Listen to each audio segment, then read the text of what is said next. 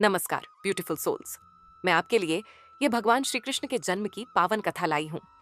एक दिव्य वादा, साहस और चमत्कारी घटनाओं की अद्भुत कहानी। मथुरा नगरी में कंस नामक अत्याचारी राजा का शासन था। जब उसकी बहन देवकी का विवाह वासुदेव से हुआ, तभी आकाशवाणी हुई। आकाशवाणी, हे कंस, देवकी की 8वीं संतान ही तेरी मृत्यु का कारण बनेगी। कंस क्रोधित होकर, क्या मेरी बहन का ही पुत्र मुझे मारेगा? सिपाहियों, इन्हें कैद कर लो, मैं इसे अभी मार डालूंगा। वासुदेव विनती करते हुए बोले, हे कंस, वह तुम्हारी बहन है, कृपा करो, मैं तुम्हें हर संतान को सौंप दूंगा।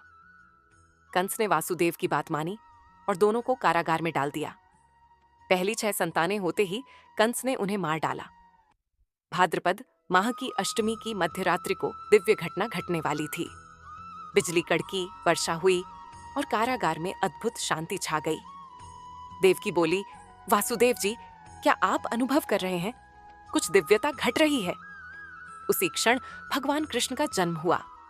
वे 4 भुजाओं वाले, मुकुटधारी और दिव्य तेज से चमकते हुए प्रकट हुए। कृष्ण बोले, माता पिता, मैं विष्णु हूं, अधर्म को नष्ट करने और धर्म की रक्षा के लिए आया हूं।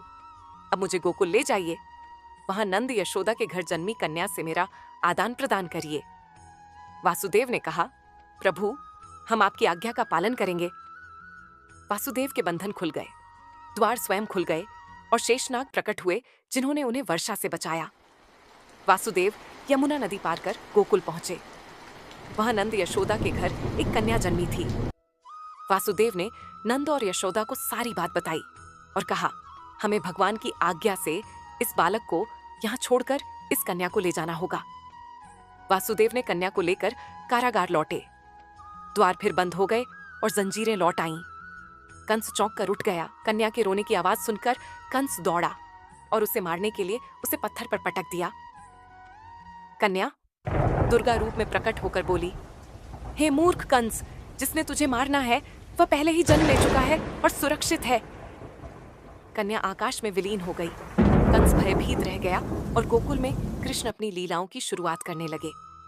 सीख, जब अधर्म बढ़ता है तो भगवान स्वयं जन्म लेकर धर्म की रक्षा करते हैं। सत्य और भक्ति की सदैव विजय होती है।